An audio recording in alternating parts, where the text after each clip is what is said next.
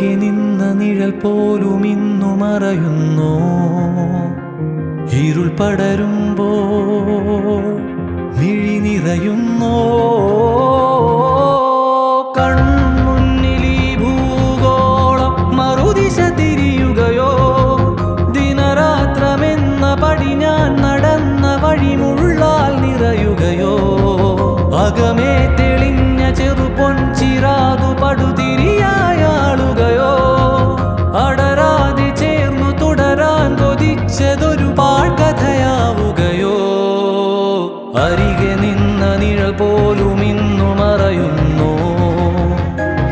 ഇരുൾ പടരും